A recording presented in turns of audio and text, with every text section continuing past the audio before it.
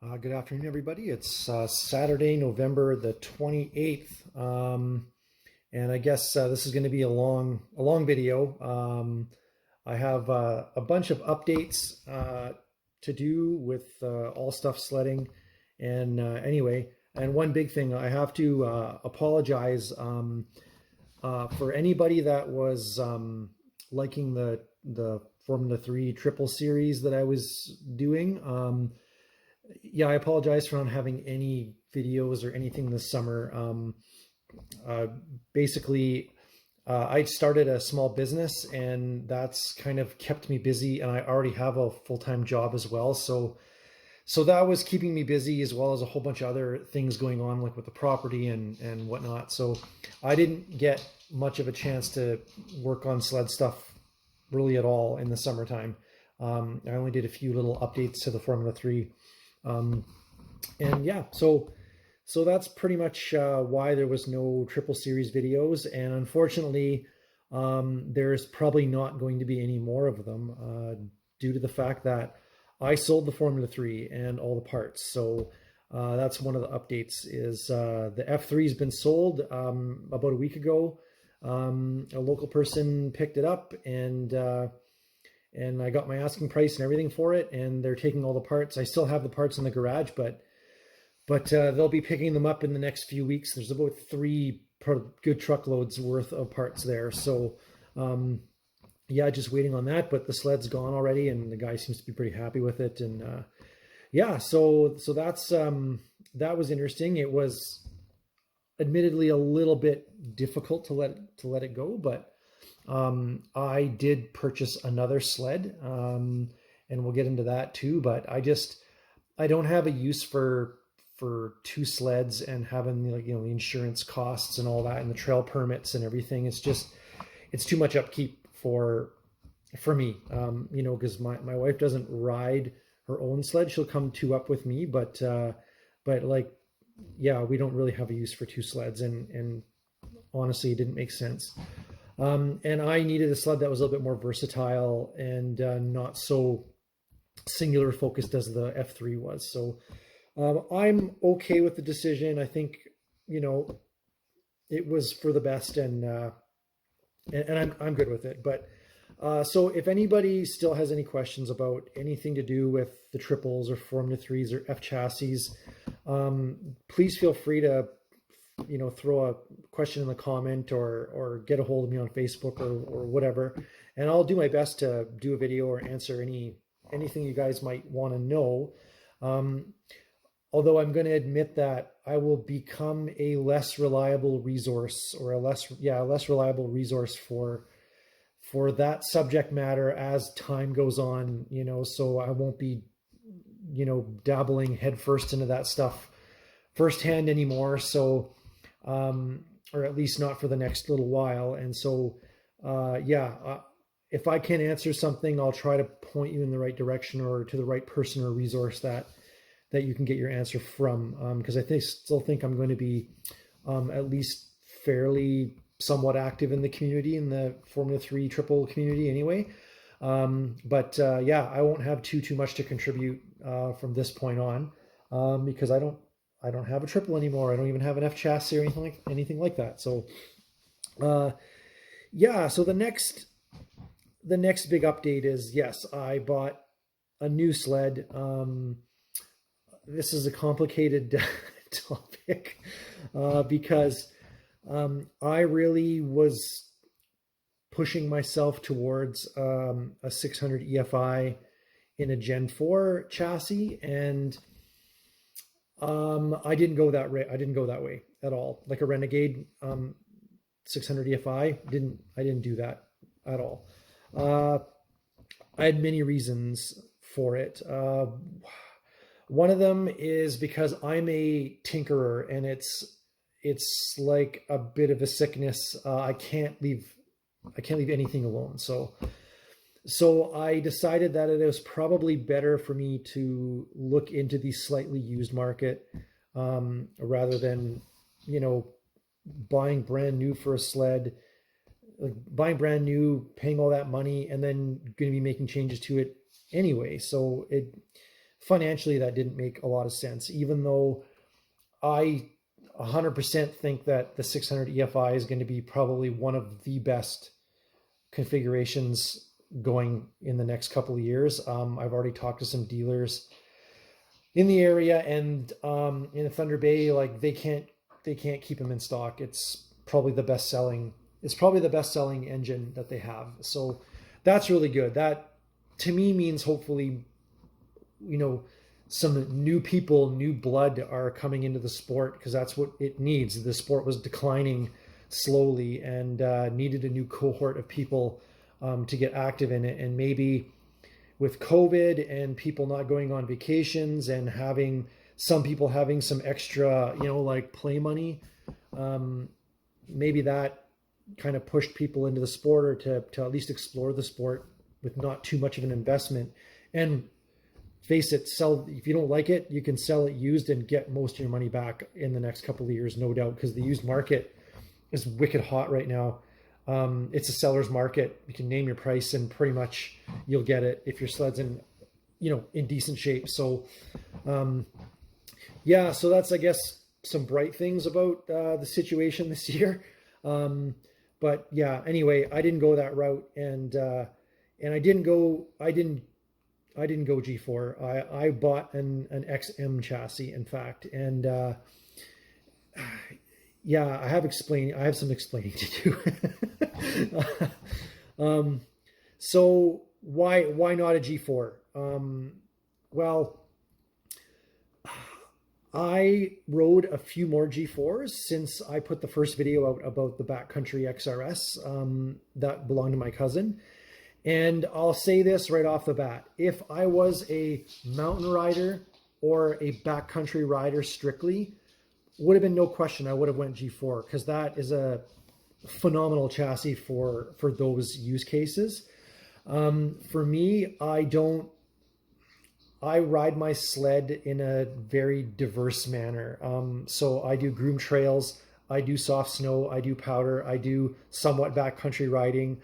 I need at least some modicum of utility capability from the sled. It needs to have good flotation. I need to be able to take two people on it if I want. I need to be able to carry some cargo. It's got to kind of do a little bit of everything. So I was looking for a sled that could do that, and I found with the G4s that I've ridden. So I rode the Backcountry, I've ridden a Renegade, and I've ridden an MXZ, so a short track version. So I kind of got a good mix of all track lengths. And the one thing that I found was just the kicker for me was that the Gen 4, it's a backcountry soft snow, like mountain sled for sure. That's what it's geared to. Even in the short tracks, I don't particularly think that they perform as well as the XS chassis sleds did, the same, counterpart. I find that the Gen 4 it wants you to ride in a particular manner. It wants you in attack position all the time, or standing up far forward. That's where it works the best. That's where the chassis to me is tuned, and it seems to be the rider position is very it's got like a very peaked or very steep bell curve of like where you are on the sled versus how it performs. If you go too much outside of that ideal rider position, I find the sled just fights with you. And that's my experience on them, is that the way I ride attack position sometimes, but not all the time. And I don't ride attack position standing up a lot. And I do ride sitting down, and I like to kick back a bit because let's face it, I owned a sit down sled for a number of years. So I'm used to that position, and sometimes it's just comfortable to do that. And the G4 fights you tooth and nail whenever you deviate too far from that attack position. And I just find the chassis and me were in a constant argument while riding it. And while I could do a little bit of tuning, especially on higher spec suspensions to help with that and to kind of win the argument, It's just not something I feel like doing every time I go to a slightly different condition and have to retune the suspension to have the sled agree with the way I want to ride it. And on XS chassis, and especially in the longer track versions, I didn't have to do that. I could tune the suspension the way I wanted, and like the bell curve for that one is a much wider. It's got a wider bandwidth for what it tolerates in terms of rider position. Now let's just say this: in attack position, the Gen 4 works better than the XS, but the XS is still competent and is equally competent in other riding styles and riding positions. So that was very important to me, and so I took that into account, and that was probably the biggest factor. The next thing was, what's it gonna, like, depending on the chassis I get, what is it gonna cost, or how much do I have to do in terms of adjustments or parts I need to buy, like alternative parts I need to buy, or engineering solutions I have to employ to get the sled from where it is to where I want it to be. And after doing a lot of the math for the various, like for the different variants of sled that were on my short list to look at, I just found that the XS and XM chassis were probably the ones that took the least amount of effort to get to where I want. And then the other thing was, is there any like known weak points on any of the chassis, Gen 4 and the Rev X chassis, that I need to take into account? And yes, on the Rev X chassis, the biggest one that people complain about is it's got weak S modules or weak bulkhead, and that's true and not true. It's not that it's weak; it's just that I think when you hit it at when it takes impacts in certain angles, it has some like mechanical advantage on the chassis components, and the Gen 4 is no different. It's just different angles that affect it. I think that the more common hits affect the the Rev X chassis versus the Gen 4, but there's engineering solutions, like off-the-shelf engineering solutions, that solve that problem, or that pretty much alleviate that problem. And honestly, with the way I drive, I'm not a ditch banger. I'm not, doing anything like that. So I'm not really too worried about it. And the sled that I bought, I might as well tell you, it is an almost brand new 2014 Summit 800 154, and it's an X package. And it had a couple of extras with it. So it had the tunnel mounted scratchers, the gas caddy, a few odds and ends, like the interior glove or goggle package. It's got the S36 front end, which was actually really important when I was speccing out sleds, and I had a couple other little things that I can't remember offhand right now, but yeah, so that's why I went with an X, like a Rev X variant chassis. The XM was nice because it does allow you to get a little bit more forward if you want to do the attack position, which is important in like backcountry riding or deep snow riding. It just helps with maneuverability. And the S36 handling package, for me, is a bit of a hidden treasure, because I always say that the Rev chassis, or the RAS suspension, all three variants of it, other than the RAS X, which I haven't tried, so I'm not even going to talk about it, but RAS 1, 2, and 3 are too twitchy and hunt a lot in the trail. And the biggest way to fix that is to lengthen the wheelbase and to give it a bit of positive caster, and the S36 does that. Now it's supposed to be for better carving and turn-in and whatnot, in the snow and side hilling, but it does actually, handle better on the trail for the type of riding that I do. If you're, ditch banging and doing like hardcore, sort of cross country racing style riding, then it may not. But I'm just finding for what I do, it's performing really well. And the ski stance is right now set to 37.5 inches, and I'm finding it completely fun. I thought I'd have to go to offset spindles, but I think it's fine for what I do. So why the longer track? Because in the video of the backcountry that I did when I was trying out my cousin's sled, I mentioned that it might be too long.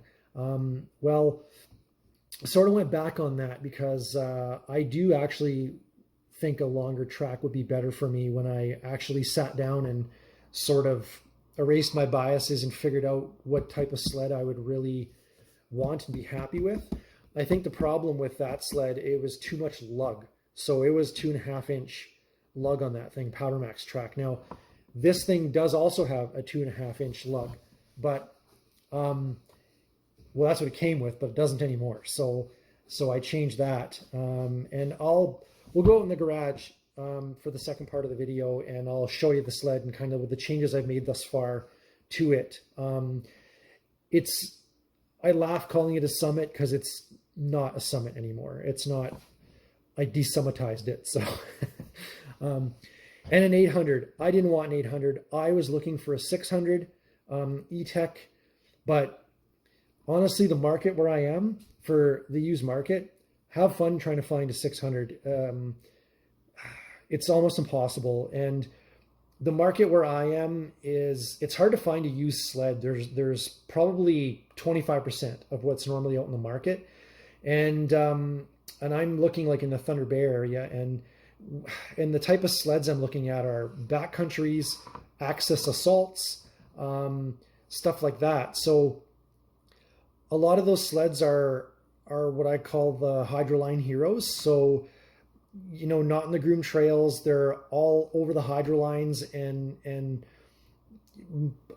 it's like roll the dice on whether the thing's kissed a rock or not, or has any front end damage. And a few of the Axis chassis that I had on the short list, after looking at some of the photos, I just like not even going there.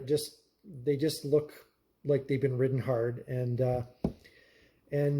yeah, I had about 8 sleds I was looking at, and anyway, this one popped up, and it's from out west, it's from Saskatchewan, and it's a cattail special, I call it, because there's a telltale signs that it's a flatland sled, and it was ridden primarily in fields, and you could tell because there was cattail, like dead cattail remnants all over the place in it, which I think is a good thing. And also a telltale sign is the bottoms of the A-arms had the paint kind of like abraded off to a certain point. And that's like typical of riding in the cattails all the time. But the rest of the sled was brand bloody new, like not a scratch on it. The plastics didn't have a scratch on them. The motor only has 900 miles on it in 22 hours. So, and the average speed of it was quite low. So it just like, you could tell it wasn't a sled that was ridden crazy hard. So I felt safe enough to, like, after taking a good look at it and asking a lot of questions and doing research of the model that year and the engine that year, there's no issues with it or nothing. So I felt pretty good about picking that up. I would have only picked up an 800 if it was low mile, and I knew the history of the sled, which was very easy to find out. So yeah, it's going to be the like most underworked 800 on the face of the planet, because yeah, in fact, I'm thinking about clutching it more to utilize the torque curve than the horsepower curve, just to fool around and see how that is like. Yeah, I think it's going to be a good fit for me, and I've already done a bunch of modifications on it. The price was right. Like I managed to pick up the right sled from the right person at the right time. And yeah, and it's paid for. So that's good. And I'm very excited about it. So, yeah, I guess enough blabbering. We'll head out to the garage and take a look at it and kind of go over it. Okay, well, let's head into the garage and take a look at her. So here she is. Yeah, as you can see, very, very clean, in just immaculate shape. Even, you know, even some of the paint marks on these bolts are all still there. So that's good. And not a lick of rust on this thing other than underneath the front of the A-arms. Right, it's probably very hard to see, but you can kind of see there a little bit of braided there on the bottom. And that's it. Everything's immaculate. But so what I've done thus far is I've torn the whole thing apart and cleaned everything. I even took the gauge off and dismantled the gauge and cleaned all the glass and polished everything inside.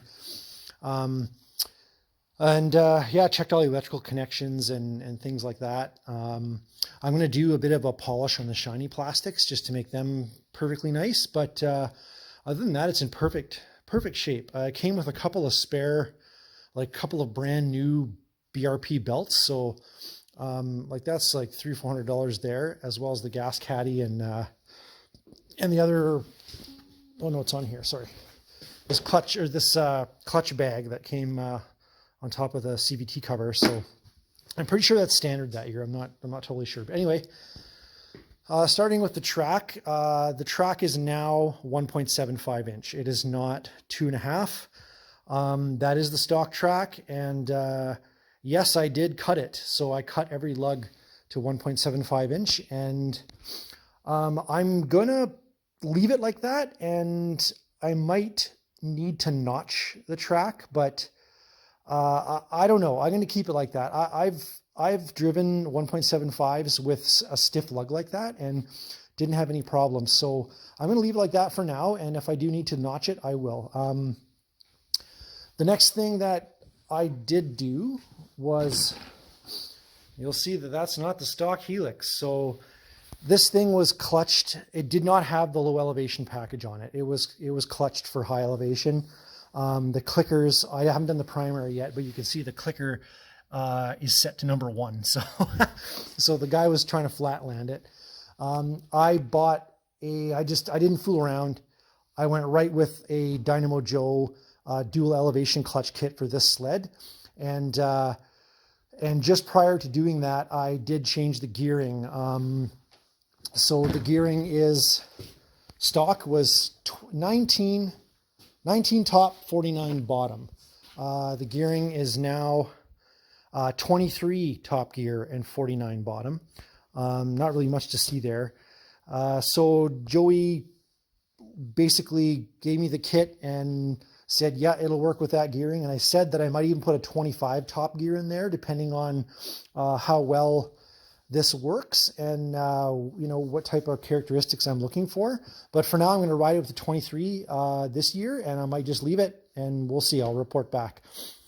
I did change out. It came with a TSS can on it, and it's like I have like mild tinnitus, so there's always a bit of a hum in my ear, and yeah, I just can't take that. So I traded it out for a stock muffler. There was no shortage of people willing to trade. So, and yeah, and honestly, like, I don't know, the sled sounds way more bearable and whatnot. And I've probably gained 3 horsepower, from that. So, the other thing I did was, I took the battery out and cleaned all the connections and took this all apart and made sure everything was working correctly, checked all my fuses and connectors. For this chain case, this is a thing I think everybody should do. Like, these are not stock bolts. So what I did is took out those triangle bolts, I call them. Do I have them here? I do. So you can see these bolts are shaped like a triangle at the end. Can you even, there we go. So they're trying to triangular, and they're self-tapping. So they cut threads as you put them in. And BRP does this on the chain case and the reed valves. They don't pre-tap or thread holes. What they do is they just get the machines to just fire the the fastener in, and it'll tap holes as it goes in. The bad part about that is on something like a chain case that you service every year, the more you take out that bolt and put it in, the more it cuts threads and starts wearing things out. And because the bolt's shaped like a triangle, there's only like 3 points of contact like within the hole that those threads capture. So it's a lot more point load on you know, the hole, and like really, really high likelihood you'll strip the threads out. So what I do is I just run an M6 tap with diesel fuel, because this is a magnesium chain case, and you should lubricate magnesium when you're tapping it with kerosene. Next best thing is diesel fuel. So I tap those holes out with diesel, or with an M6 tap, and then use compressed air and blew everything out of them. Some of the holes are blind, which means that the tap will bottom out, and you have to, what you should do is shove something in there to get so you can estimate the depth, make a mark on your tap so you know not to push too hard and strip anything. And then, yeah, blew everything out. And then I just went to the hardware store and bought good old, like grade 8 in Canada, but they're grade 5. Zinc plated M6 by 30 millimeter bolts with M6 washers, and put the cover back on with the washers and bolts, and then making sure to tighten them up in the proper sequence and tighten them up in stages so you don't have too much load on one bolt, because that'll strip it as well. And yeah, just hand tighten plus a little snug, and that's all it takes. And then I shouldn't have any problems with that. And honestly, other than taking the grab strap off and straightening out the handlebars to be in line with the post, and just adjusting things a bit for how I ride, that's about all I'm going to do to it this year. I'm going to ride it as is. Next year or this summer, I do have some modifications planned. I'm probably going to change out the instrument support to be the XS one, where the instrument lays a bit more upright. I'm going to do the either grip and rip upper and lower A-arm braces, and probably put on a backwoods BMP bumper, or I'll do the Raceworks bumper, which has the support built into it for the lower A-arms already. We'll see if Raceworks is building them or not. I don't know. Most likely going to do some type of tunnel reinforcement. Definitely going to do a new heavier duty rear bumper, because these two front and rear bumpers are just like tinfoil. I'm going to delete T-Motion, so I'll use Mainway Solutions and put a lockout kit in there, and I'm going to swap the front arm out for a solid front arm from a C-Motion. And the other thing that I'm probably going to do is I'm most likely going to put bushings, Mainway bushings front and rear. And then the Z Motion rear arm for and the arm relocate, as well as the built-in, or the rail reinforcement kit that you can get that goes with it. And then that will be it. I don't think I'm going to be doing anything else to it.